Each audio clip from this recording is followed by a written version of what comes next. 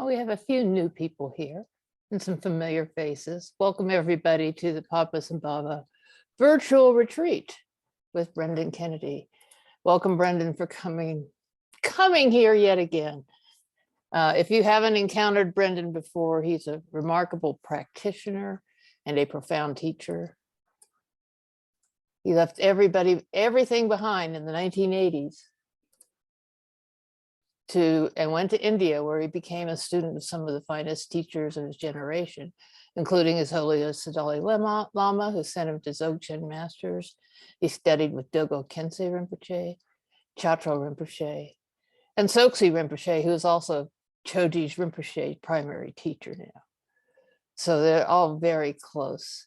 Since returning to the US, Brendan has spent decades in solo practice in the Mojave Desert. As a result, his teachings are born from his own personal experience, mining pith instructions from the teachings of the masters. He's a little hard to find, so it's very auspicious that you were here tonight. He doesn't have a website, he doesn't advertise. You just kind of have to stumble into him. But I'm glad I did. I know this great good fortune has changed my life and practice. And with that, I will turn this over to Brendan. Good evening, everybody.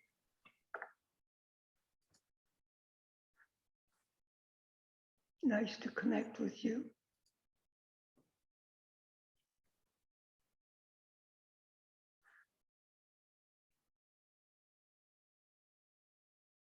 So we're going to start out by reciting the Refuge Prayer. The refuge is important because hopefully that's why you're here. We're here.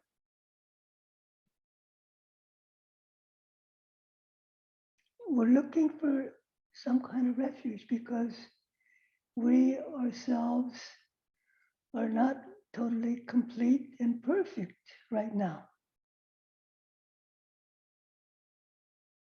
So hopefully that's why you're here.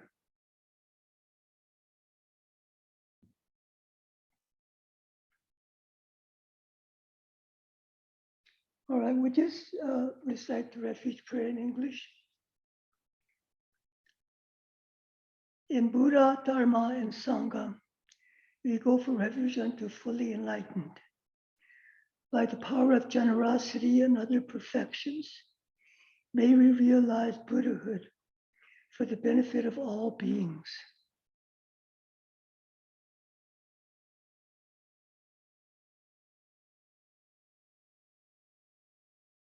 And we're going to take the Bodhisattva vows, because without bodhicitta, without loving kindness for others, it is impossible to traverse this path of fully awakening.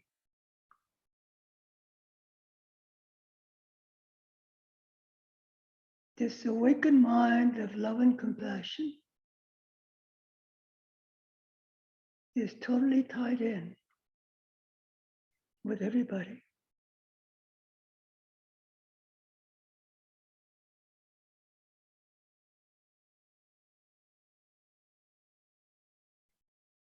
So it's simple as this. If you don't have love and compassion for others, it's impossible for us to have any love and compassion for ourselves. That's why it is so important.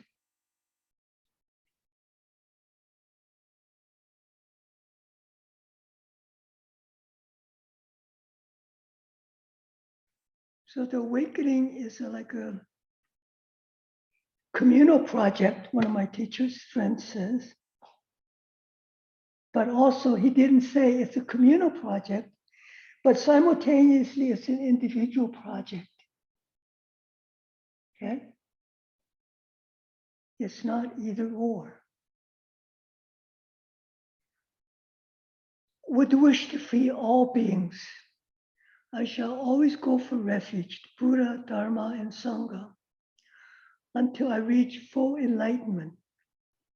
Enthused by wisdom and compassion, today in Buddha's presence, I generate the mind for full awakening, for the benefit of all sentient beings. As long as space endures, as long as sentient beings remain, until then, may I too remain and dispel the miseries of the world.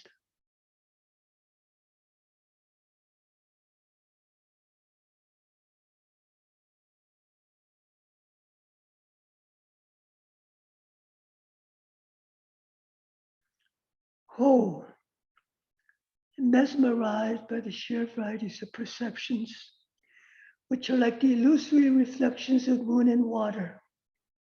Beings wander endlessly astray in samsara's vicious circle. In order that all may find everlasting peace and happiness in the luminosity and all-pervading space of the true nature of their mind, I allow the innate power of immeasurable love, compassion, joy, equanimity, the awakened mind, the heart of bodhicitta, to self-manifest.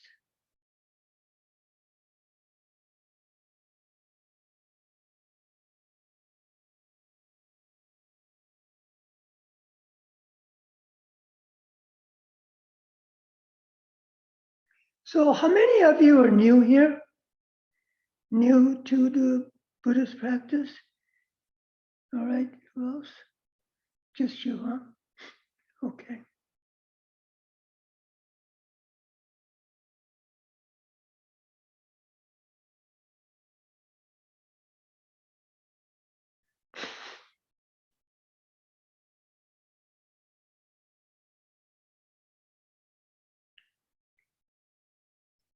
So go back to the previous prayer, the Jingmei Lingpa's bodhicitta prayer, Julie.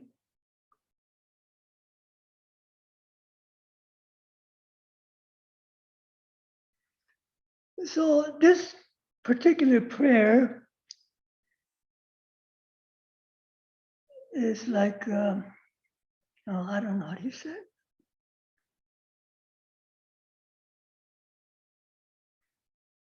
It gives you the cause of suffering and how we suffer and how we can stop to suffer. So the first line, mesmerized by the sheer varieties of perceptions, which are like the illusory reflections of moon and water.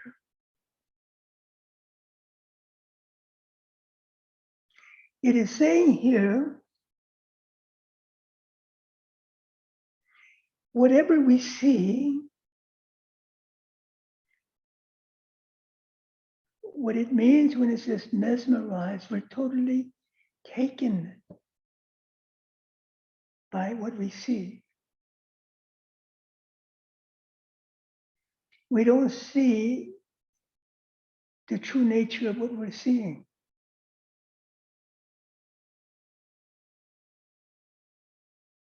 Because what we see, we unconsciously and automatically think that it exists separate and solid from us.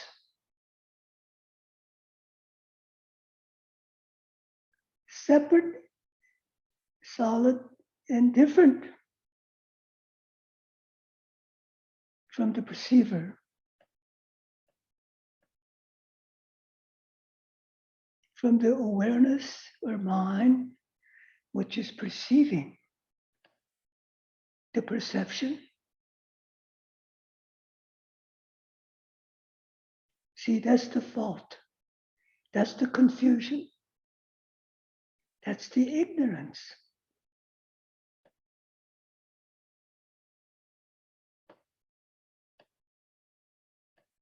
That's what makes us think it's so real and definite. But it is not. It's changing instant by instant. But we unconsciously perceive that as being permanent, solid. Do we not? When we perceive, do we perceive it's just impermanent? Is changing while we're perceiving it? No, we unconsciously think what we're perceiving is real, definite, solid, and permanent. See, that's the fault. So anybody, while I'm talking, they have any questions, they're welcome to interject or ask the question.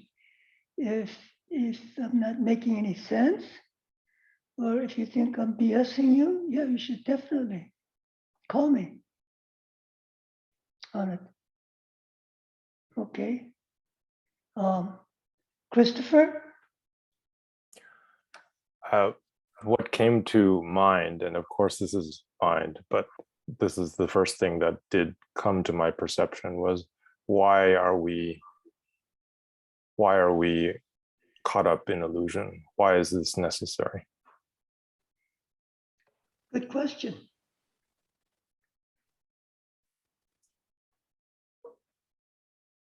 Because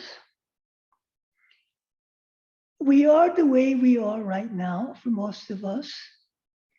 It didn't come from no place. It did not happen without any previous causes and conditions. That makes sense, right? The way we are now, the way we perceive, is because of our previous actions.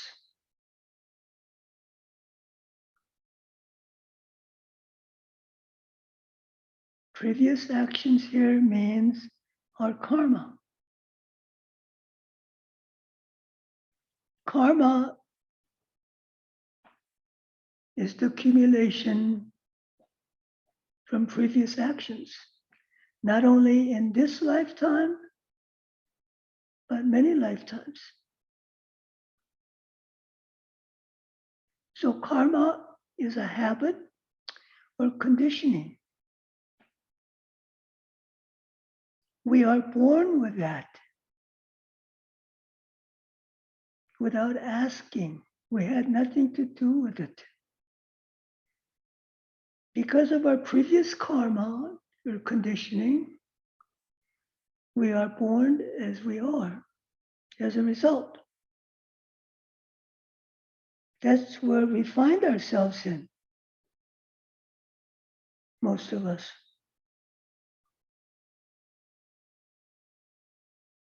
That's why we act the way we do. We perceive the way we perceive, way we misperceive.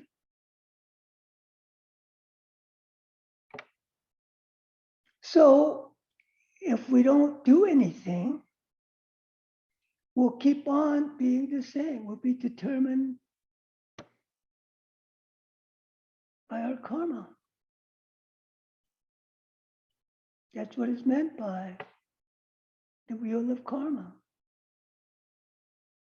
If you don't do anything to change your karma, you just keep on accumulating more karma, and there's no end. Just as there's no beginning, there's no end. Okay?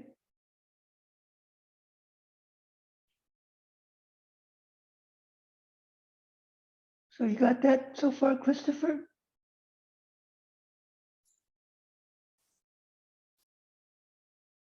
So that's why we are the way we are. It didn't come from nowhere. That's what the practice is about. Starting to try to analyze or investigate how we are, how we react, our desires, our propensities, the way we are, the way we suffer, where we're affected, and see how we can start to change that. So on a very practical level, so we don't keep on making the same mistake, so we don't keep on suffering from the same thing.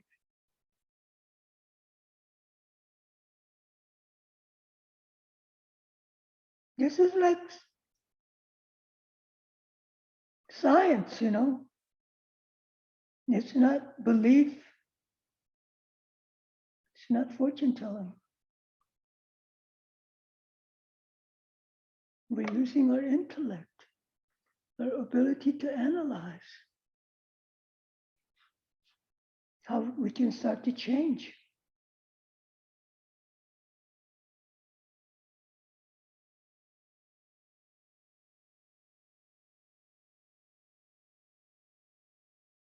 So I want to just take a moment here. We're caught up in this constant wheel of samsara, going from one thing to another constantly. We just react.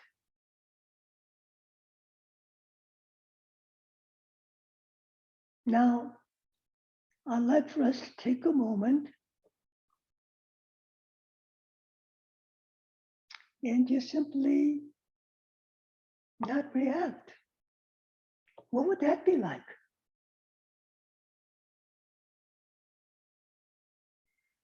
So how we can do this, of course, there are many ways.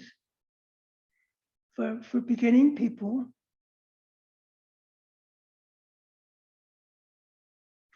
just simply see and not get caught up in what we're seeing. People who are familiar with this practice, they can just simply be aware and not be aware of anything. They can just be the mind without being anything, or they can just simply be without being anything. But for newer people, probably the easiest way to do this is to find a neutral blank wall. Just look at that. Just simply look at that.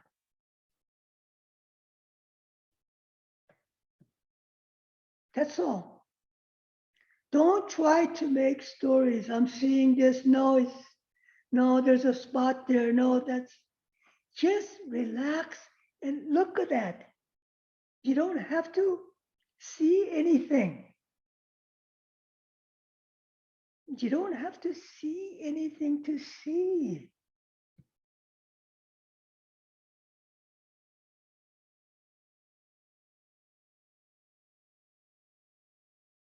That we can do that with the support of a neutral blank wall.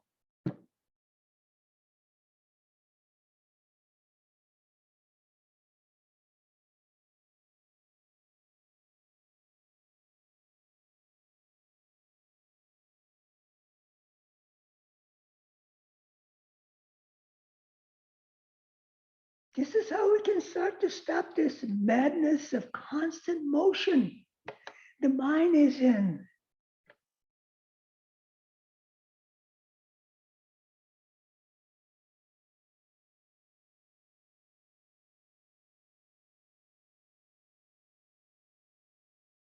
Just relax. Don't put pressure, Don't worry put so much about what you're doing it right.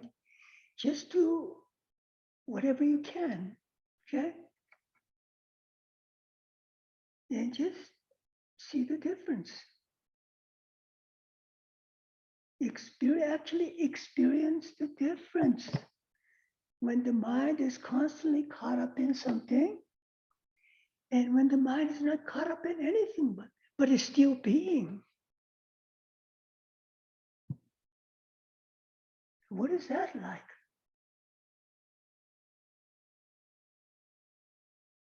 See, that's where the peace is.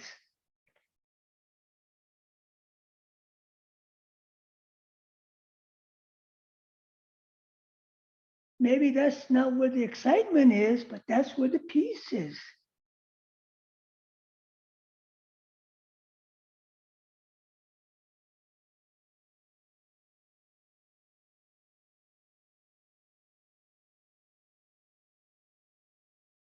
We can automatically start to be relaxed and calm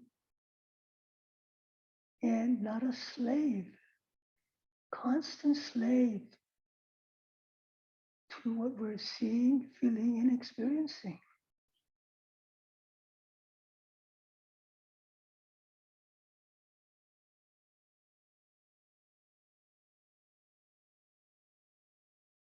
So is this complicated?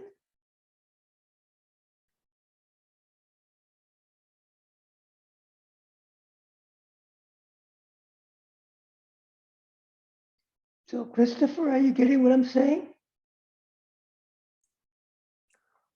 I was just looking at the wall. Yeah, fine, great. Just look at the wall, I mean, that's how we calm our mind down. In the beginning, we need support.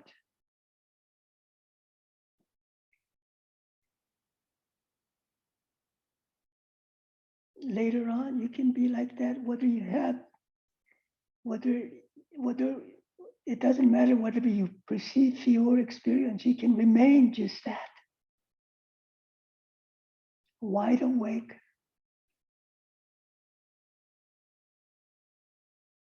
Not caught up in anything, but still seeing everything, experiencing everything. See, that's the freedom.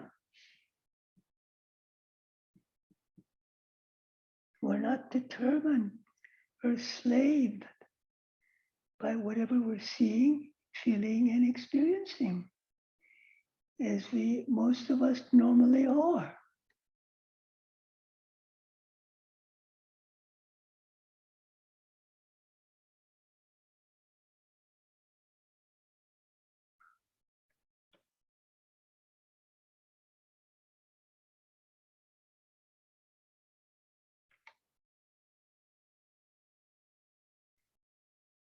Richard, what do you feel?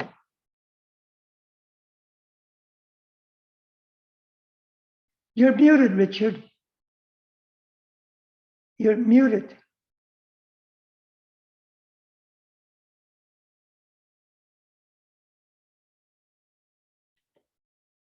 You're still muted.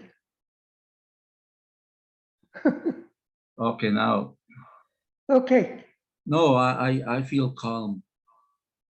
Do you feel the difference? Yes, I do. Yeah, that's how easy it can be. I stared at the wall behind me. Yeah.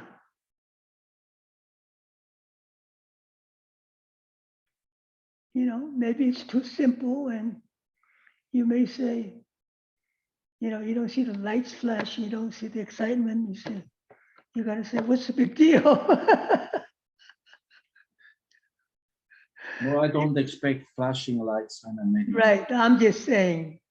Of course. Big deal. It's a big deal when you can start to be a slave to what you've been enslaved to most of your life. That is a big deal.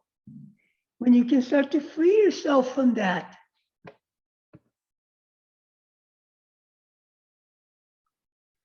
Even though no one's going to give you a medal or anything, it's a big deal for you. Yes. Thank you. Yeah. This is how simple it can be. We hear about mindfulness these days, right? It's a big deal. Mindfulness practice.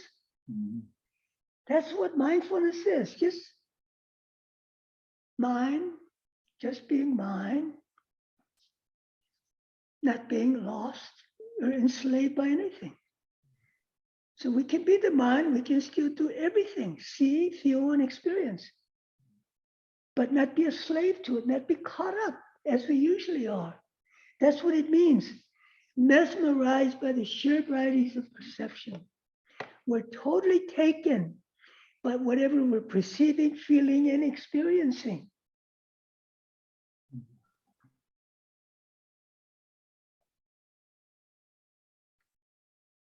That's the freedom.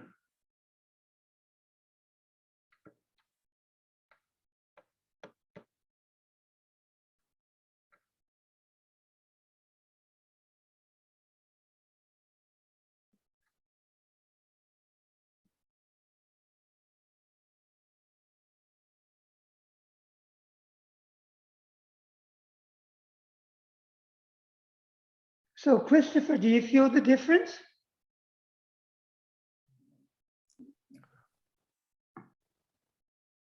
It's something that I feel like it's like I can develop stamina for, Yeah, exactly. but I recognize right now my stamina is probably, because normally I probably don't have more than half an hour at most. That's like my Oh stamina. my God, that's a long time. But I'm just saying that it's like it's a long time for me. But No, what I'm saying, that's a long time to be not distracted. well, I'm not saying I'm not distracted. I'm just saying I'm trying. Yeah, no, that's fine. No, that's good. 30 minutes is good. And within that period, you do the practice. If you can just be 1 minute, start out with 1 minute or even 2 seconds. Just keep on doing it, it automatically gets longer. That's how it is said, that's how the masters are made of. They don't come up already awakened, fully stabilized. They had to go through what we're going through, all of us.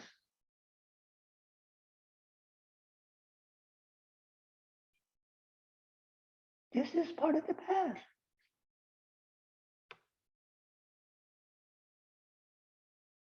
There's no quick, easy way. There's no instant awakening. And no one can give it to you. They can help you, but they can't give it to you.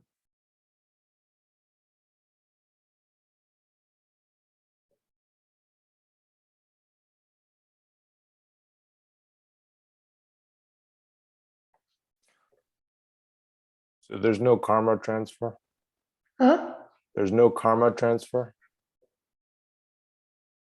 No, there's no karma transfer. Mhm. Karma can only be lessened, changed, and finally it can be extinguished. What do you mean by karma transfer? You can't give somebody else what you've experienced.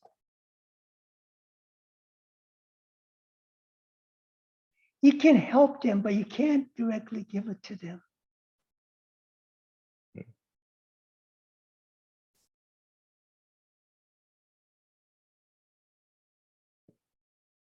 Why, you want to help somebody by giving it to them? No, I just feel like it's something that sometimes we have this idea that we can help somebody, including myself. Yes, I understand. And for example, it could be like a past part of me. So if I'm reading something that I wrote, say, that I've forgotten, Yeah. and I'm relearning it, for Yeah. example. So then I'm transferring something that I had, and now I'm reliving it in a sense. While you're sharing and communicating, it's not so much transferring, it's just different words. Okay. Yeah. But the best way to share, connect or communicate, then it happens automatically for you to start to actually be that, become that. When we start to be peaceful, not distracted, be loving, you don't have to do anything. It automatically starts to affect other people without you intentionally trying to transfer or help them. That's how it is.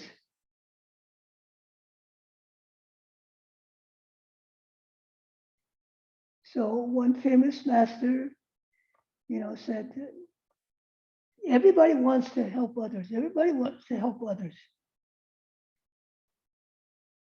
And his reply was, best way to help others is first help yourself.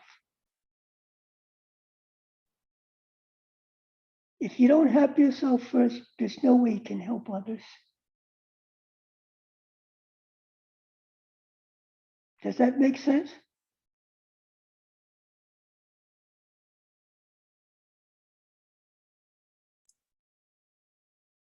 I think it's the hardest thing is to start with yourself. Where are you going to start? Huh? You tell me. Maybe I might try it.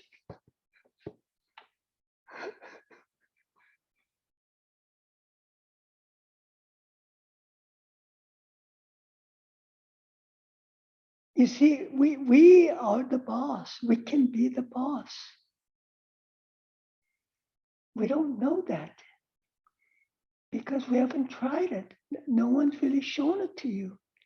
But we can start to be our own boss.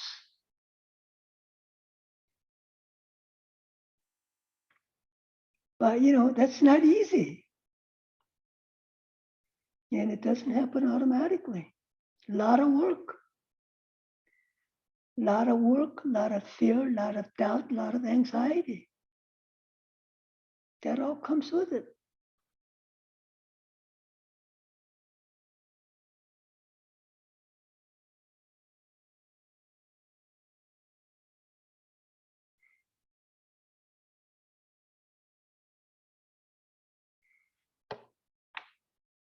So put the prayer up again, Julie.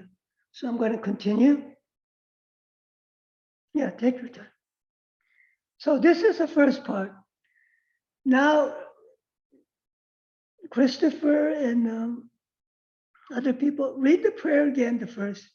Mesmerized by the sheer varieties of perceptions, which are like the illusory reflections of moon and water. Beings wandered endlessly astray in samsara's vicious circle. Now, this prayer probably makes a lot more sense to you now than it did at the beginning.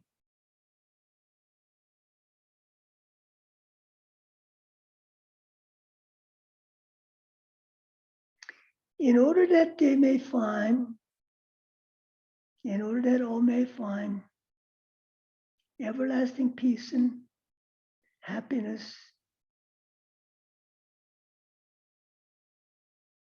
in the luminosity and all-pervading space of the true nature of their mind.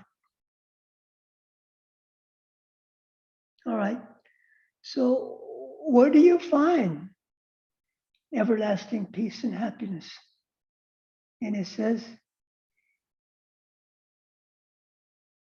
true nature of our mind. Julie, you can take the prayer out.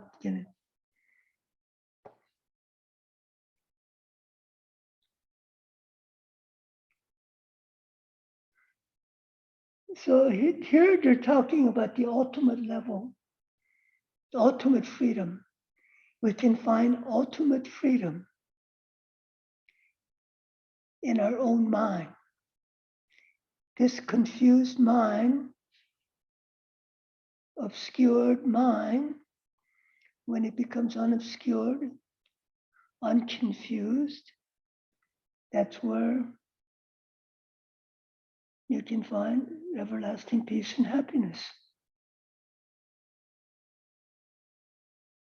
So it probably doesn't make very much sense to you right now. This mind that you're experiencing, this mind is just constantly buzzing, confused, is actually the mind that has all the positive qualities. There's no other mind. But it is obscured because of our karma, all our habits. That's what we're trying to clear away. That's what we're trying to change, see through.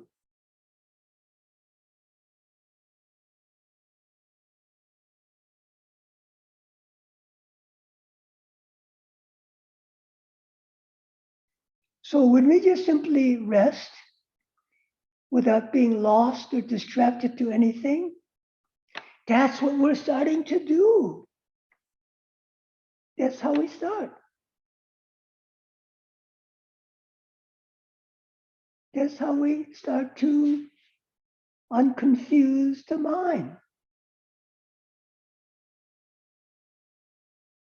By not being lost in anything.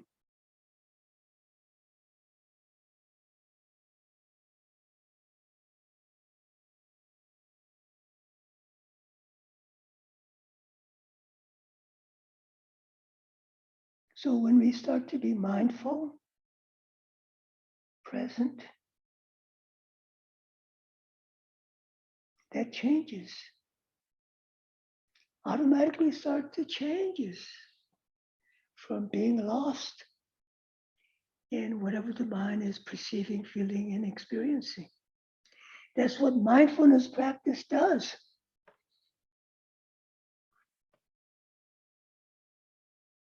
And you see people really get off on mindfulness practice, like you're doing the mindfulness practice through the breath, being mindful of the breath.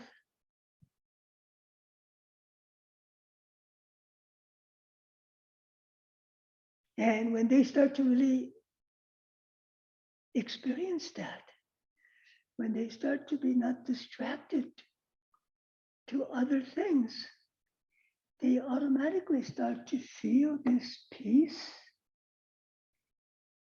this well-being, this clarity.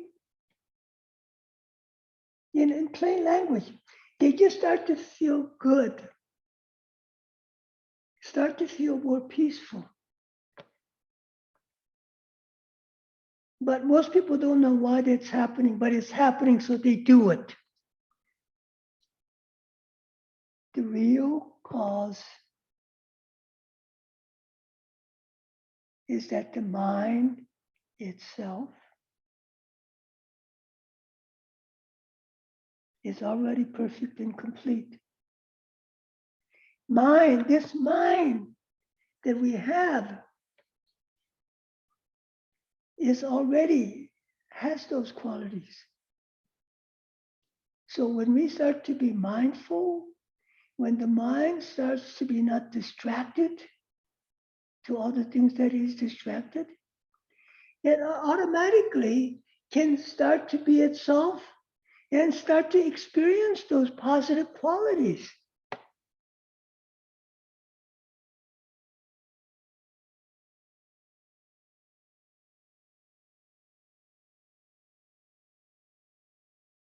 See here, all of us are different stages. It doesn't matter. Main thing is each of us are getting something.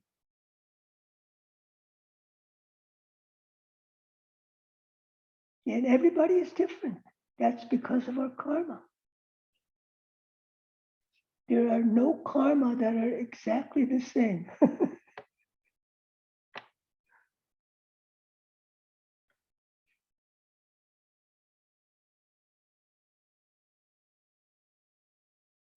I do think that people are drawn together in certain ways, and I do recognize that I'm drawn to certain people, and I think that's how I found out about it, for example.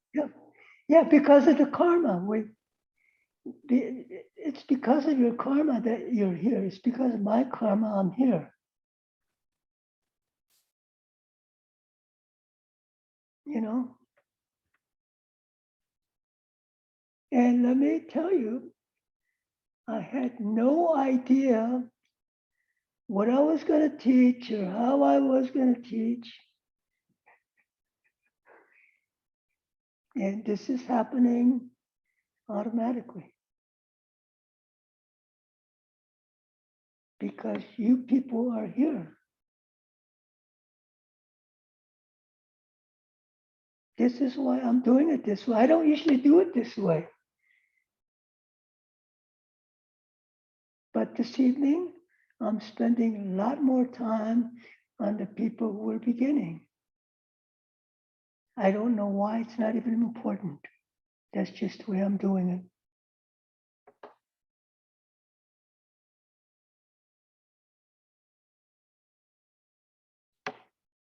Yeah, we have what's called the group karma. Group karma, negative and positive.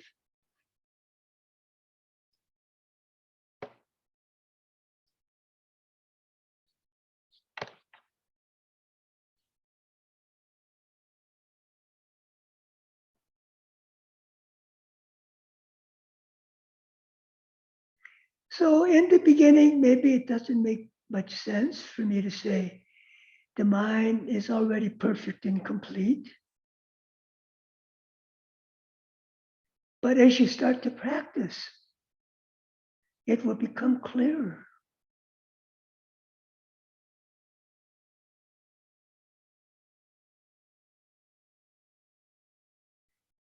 Now just even think for a moment, clarify through your own experience, logically, conceptually,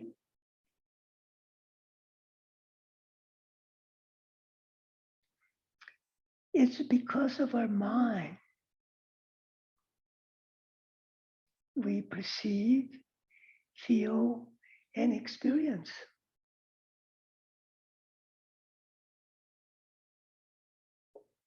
Now just try to imagine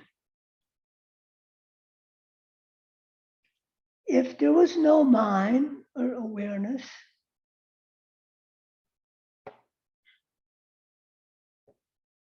how could you perceive, feel, and experience anything?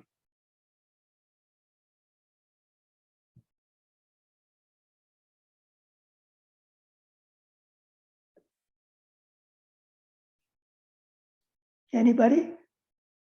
Can you see that? It is that all phenomena, all experiences come from mind. Of course, you can say, well, it comes from our body, my brain. That's all secondary. You can have brain, body, everything. If there was no mind, you wouldn't be able to experience anything the way you're experiencing. Can you start to see that?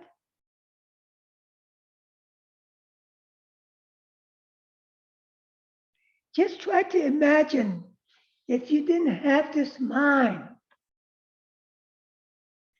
how would you experience? How would you see? How would you feel? It's the mind that is experiencing feeling. On another level of explanation, you can say it's the body, it's the nerves and all of that, but that's all secondary.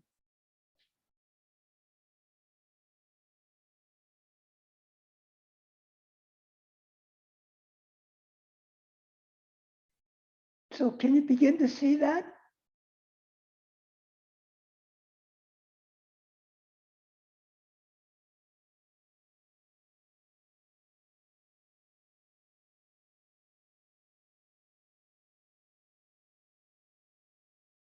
So can you begin to see that? Can you begin to experience that?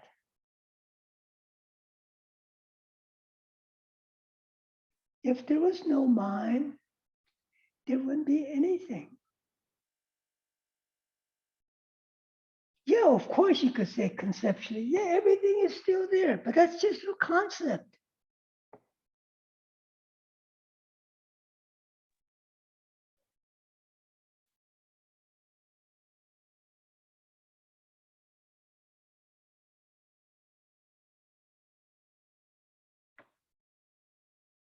We're talking about each individual mind. We're not talking about concept. Intellectually trying to see, oh yeah, of course the tree is going to be there whether you see it or not.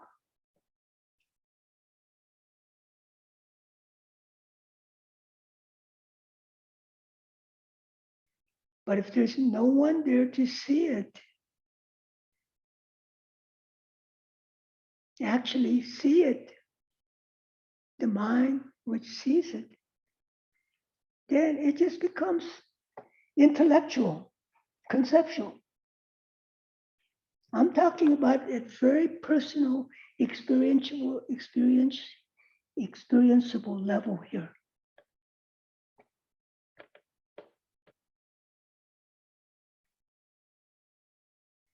Richard, are you following me? I try to follow you. Can I ask a question? Sure, of course. Can you explain mind? That's a very good question.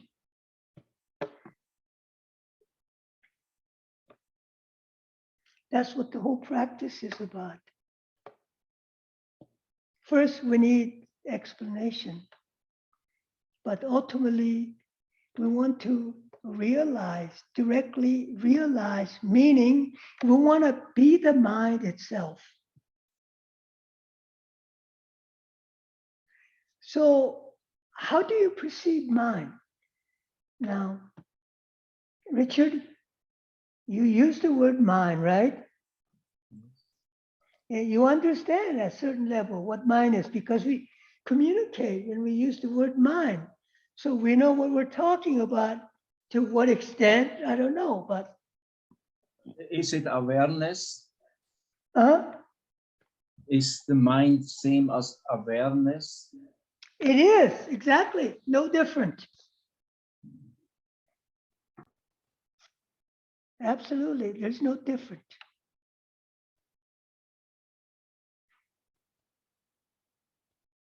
So does that help you understand better? I think so, yes, thank you. Good.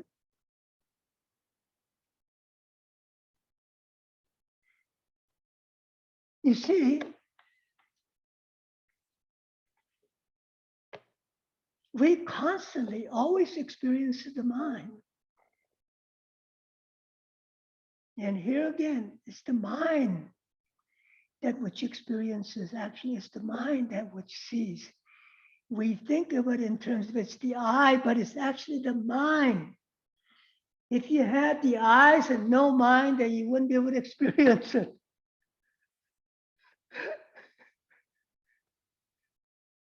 See, the mind is the greatest mystery.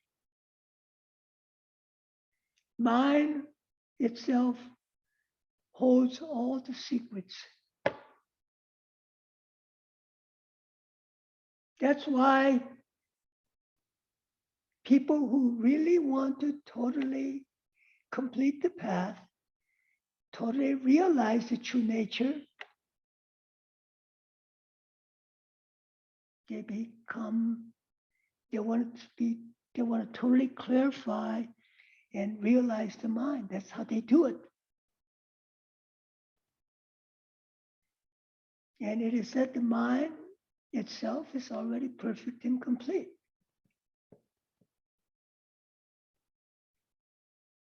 If it wasn't already perfect and complete, then we wouldn't be able to do it. And if it wasn't already perfect and complete, then if we got it, is something that we have to get, then we will be able to lose it. Since it is unborn, ever present, we are that. No one can ever take that away from you. That's what it means, eternal peace. That's actually what it means, eternal peace, eternal happiness. When you realize the true nature of your mind, you're home. Nobody can take that away from you. That's what you want, right? Do you want something that somebody can take it away from that you can lose? Is that what you rather have? So anyway, we all experience the mind, right? Right now. Tell me if there's anyone here who doesn't experience their mind. Anybody?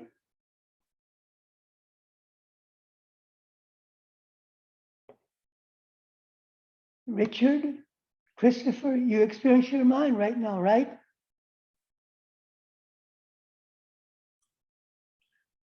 I feel like I'm aware. That's mine.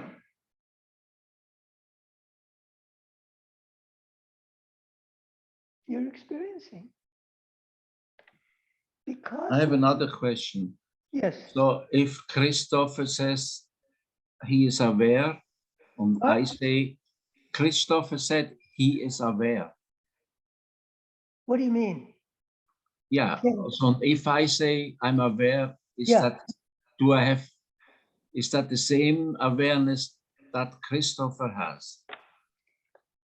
You see, when you say I am aware, that means in this I is not the mind or awareness, but it's part of awareness. Okay. It's only the I that can be aware and not aware, but not the awareness itself. The mind itself cannot be not present. You understand what I'm saying? Yes. And to prove that point, you can say, I'm not aware. Now look at that statement closely. When you say, I'm not aware,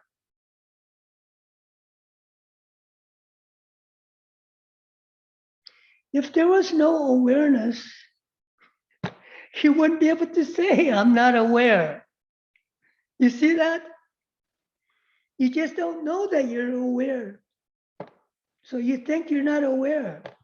So you try to be aware. You see that?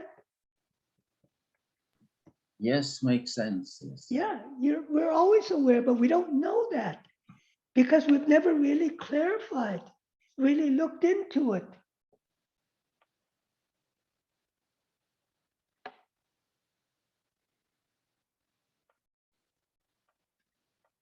So what I'm doing here is starting to blow your small mind. The mind that you don't need. But it's helpful to balance your checkbook, okay? I'm not disagreeing with that.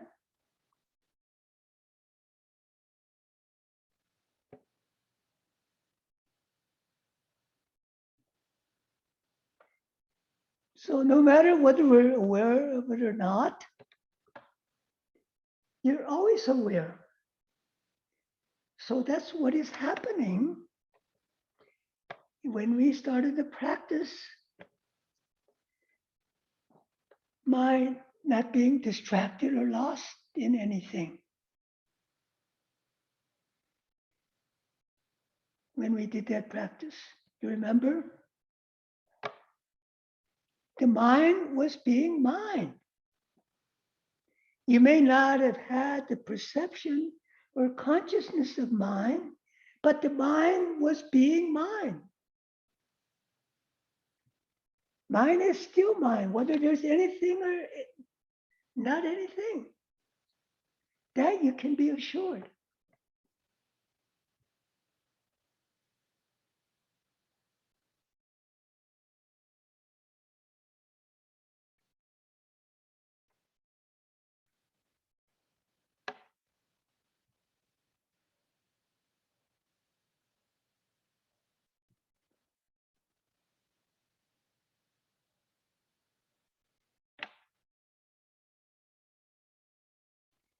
So let me ask you the question right now.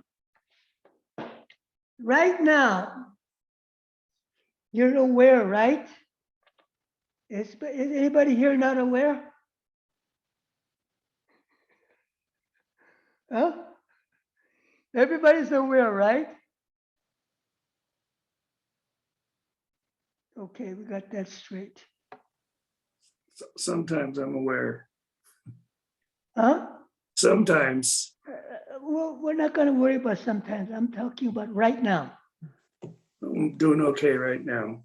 Okay, you're aware, right? Yes. Okay. Now, I want you to notice right now. Do you have to try to be aware to be aware?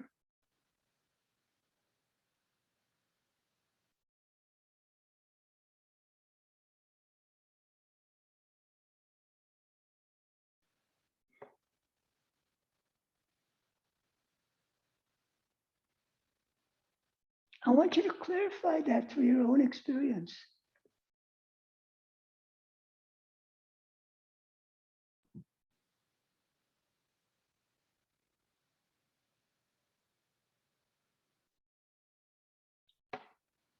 So I'm aware. Do I have to try to be aware to be aware?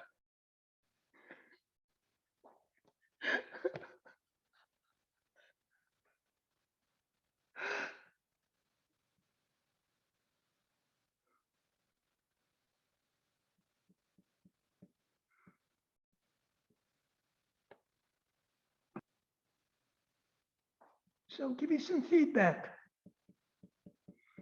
Do you have to try to be aware to be aware? I just have maybe a false answer, but if you are distracted, if you are you then you're not aware, or you don't remember that you are aware. We're not talking about remembering right now. That's what I'm telling you. Right now, I want you to see to yourself experientially. Do I have to try to be aware right now? No. Okay. Forget about future or past. I'm talking about right now.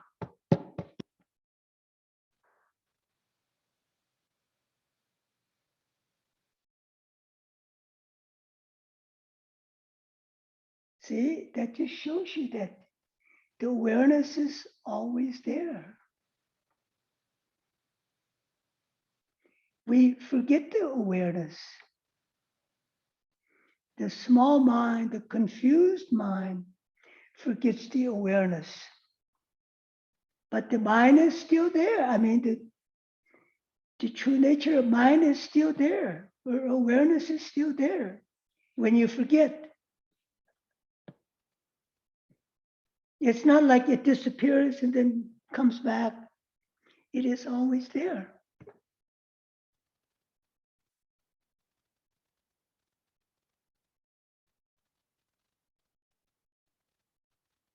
So if it wasn't always there, you wouldn't be able to tell when I asked you,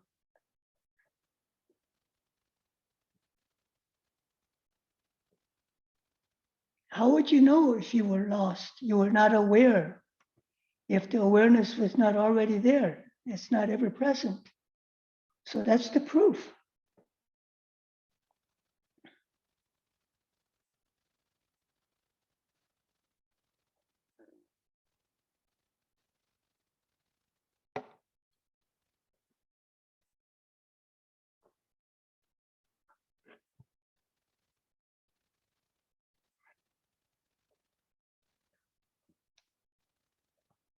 All right, can you bring the prayer back up?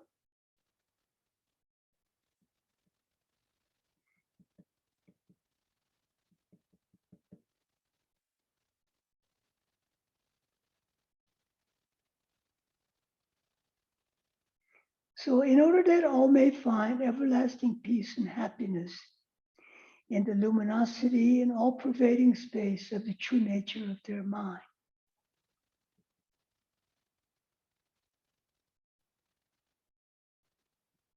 I allow the innate power of immeasurable love, compassion, joy, equanimity, the awakened mind, the heart of bodhicitta, to self-manifest.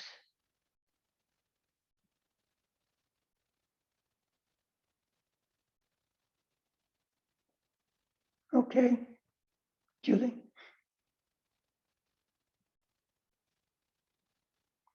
So in this particular prayer, it says, I allow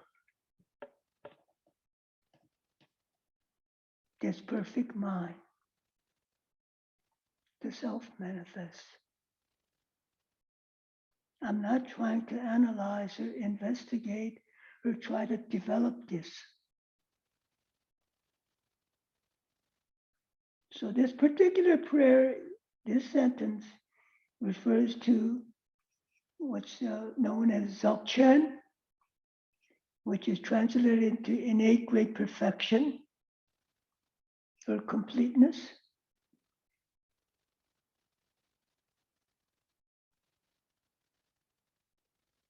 But we can develop on a relative level with effort.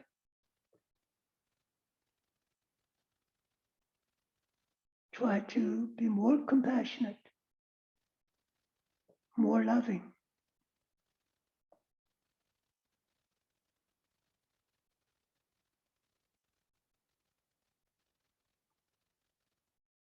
There's two different ways to get to the same place. Okay? Just two different practices.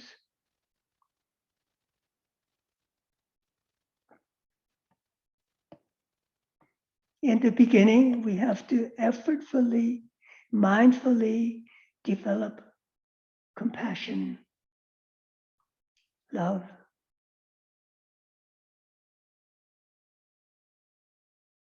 joy, equanimity.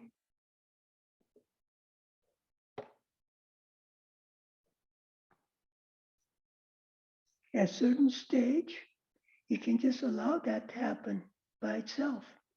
In the beginning, there are exceptions, but no, we have to exert a lot of effort to develop those positive qualities. I know it sounds totally paradoxical and contradictory. 1 minute I'm saying it's already perfect and complete. The next minute I'm saying, you got to develop this, you got to.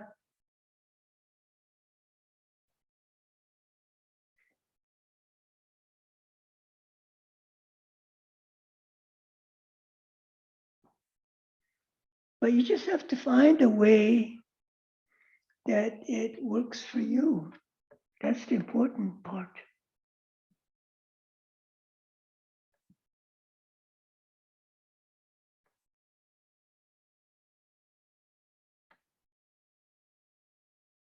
Which way it works for you doesn't matter. What's important is it works for you. You found a way and you can start to clarify. You can start to become that.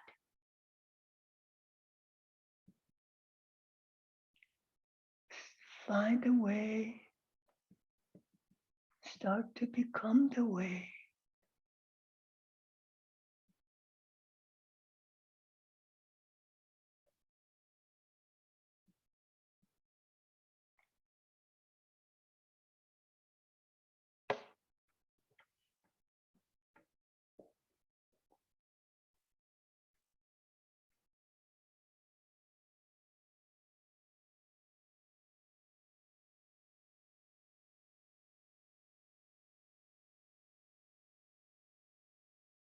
So let's just sit for a few moments, okay? And see if we can just simply sit where you don't have to do anything, be anybody.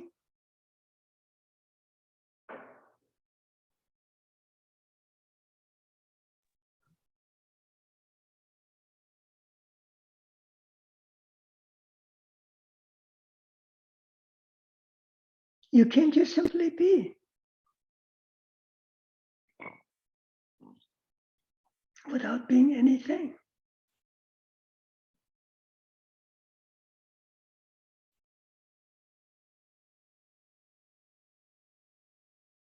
You can just simply be aware without being aware of anything.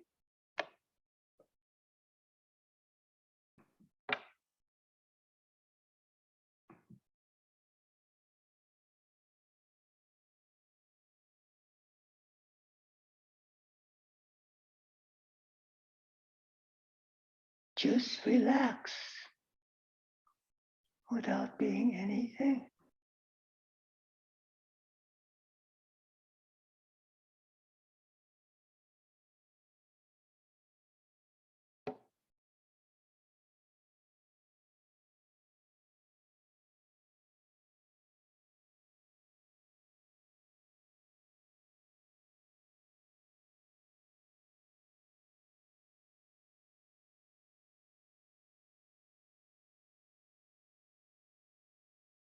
So is that easy or difficult?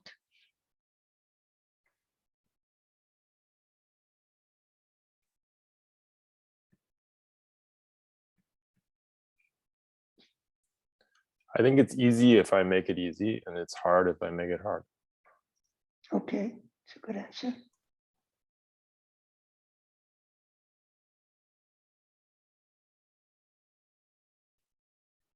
But here the practice is you're not required to make it anything. See, when you start to make it, you're exerting effort. Here, no effort, just simply just be. But that's okay, Christopher, for now.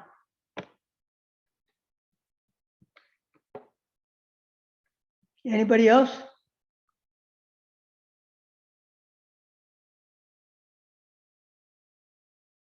Is this easy or difficult?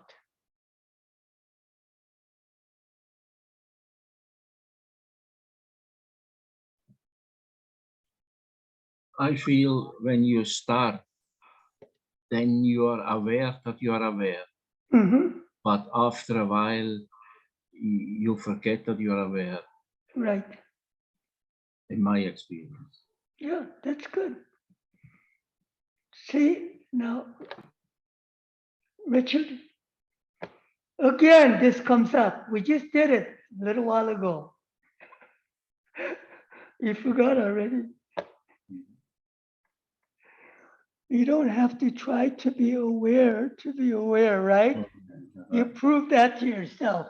Yes, you said that, yes. You know, when we're just not being anything, we're just simply being, we're already aware.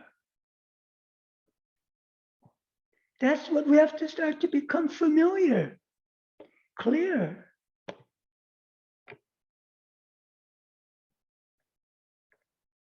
See, that's not the same awareness experientially as the awareness that when we try to be aware and the awareness that is always aware.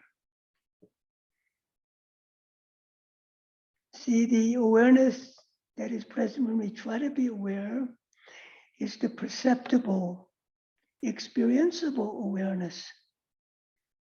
The awareness that is always aware is imperceptible. It's called empty awareness.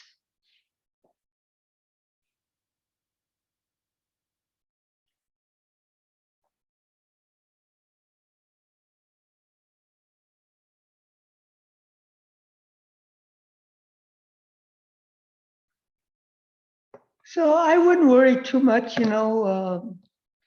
what you got, what you didn't get, for those of you who are just starting out, I'm just giving you some taste, that's all. I did have a question, Brendan, Yes. because I won't be able to attend the retreat, unfortunately. Mm-hmm. But I wondered if you could give us an idea of what you do in 9.5 hours that you can't do in an hour and a half.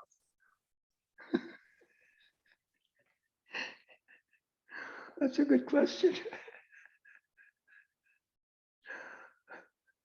You know what? I have no answer. My answer is do whatever you can. That's all.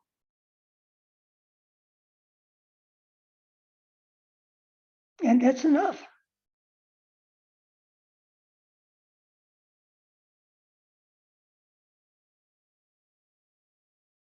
Just do whatever you can instead of grasping for something more.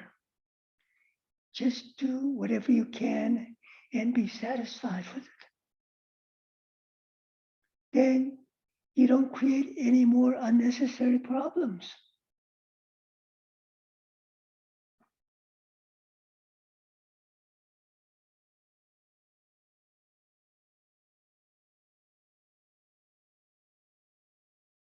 So those of you who are new, this is a very important point. All the suffering that we experience comes from grasping. Grasping is the attachment.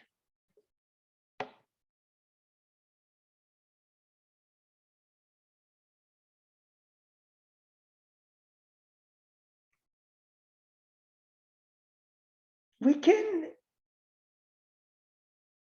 do everything that we do without being attached or grasping. Like we can enjoy a great meal without really being attached, without grasping to the meal. Grasping is you want this forever, you want to repeat it, you want to store it, you want to save it, you want to continue it, instead of just enjoying the meal. That's how suffering comes to us. From grasping and attachment.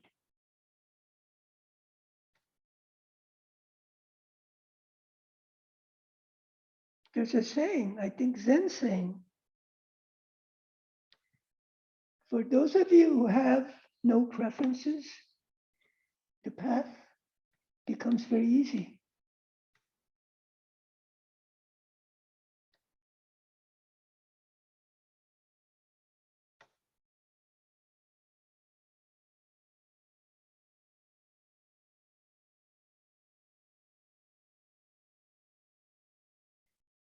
So, Christopher, if you feel a connection, you can connect with me in the future.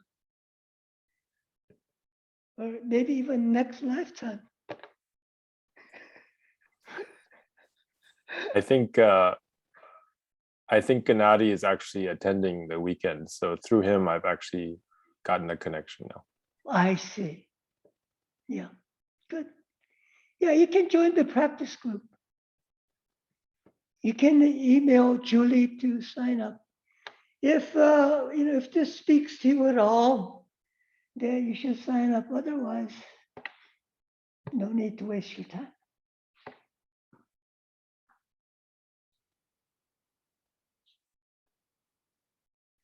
So What is the practice group? we meet every 2 weeks and we practice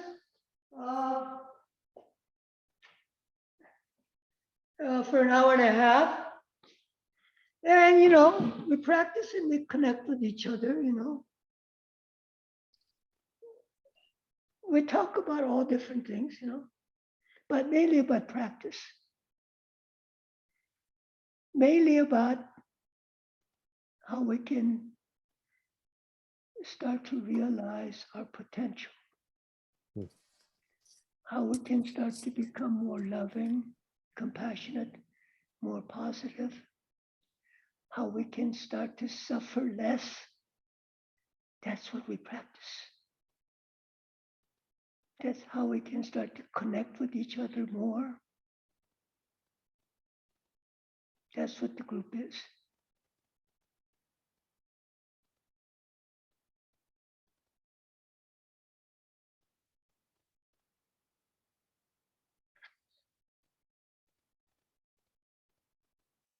So you can just email Julie and she'll take care of it.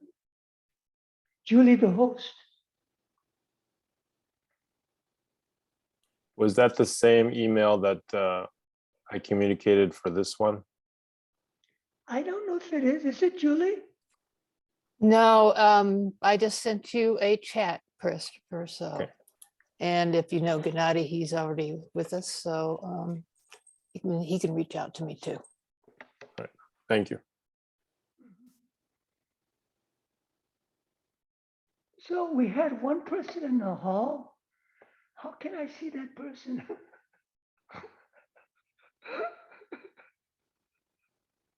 That lonely person in the hall. I think there's a couple. Huh? I think there's a couple. Oh, I only see one. Yeah, how can I see those people? I guess I can't.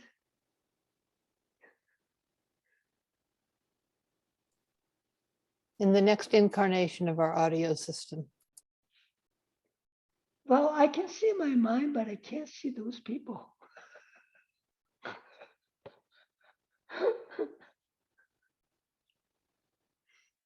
Anyway, thank you for being here and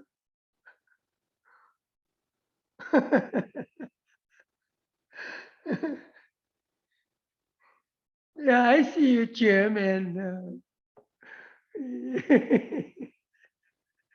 oh, Arik, you're here. Great. Yeah, thank you. So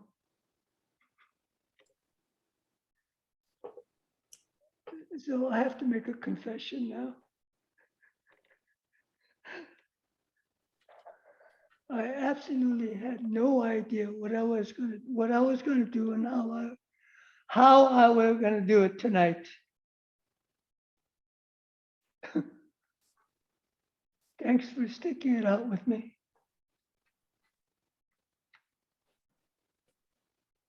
Thank you so much, Brendan, for giving us that incredibly juicy teaching. And registration is still open for his retreat this weekend. Starts again the same time tomorrow. And if you register, you will be sent the links, and it goes for Saturday and Sunday. I hope to see you. And now we'll Prayer, dedication.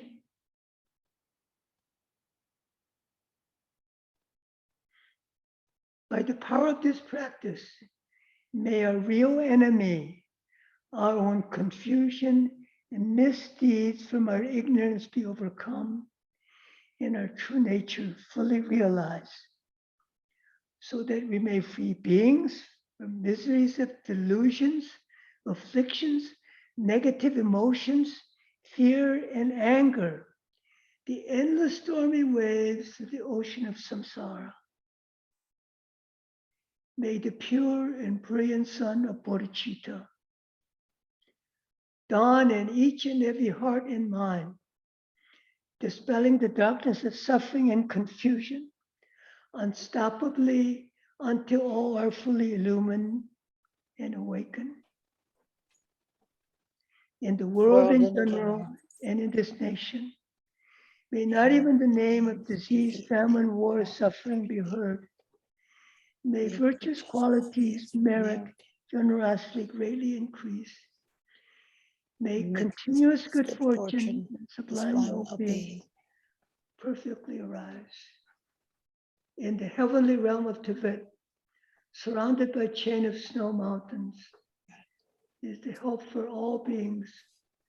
Tenzin Gyatso, Chenrezig person, may his life be secured for hundreds of aeons.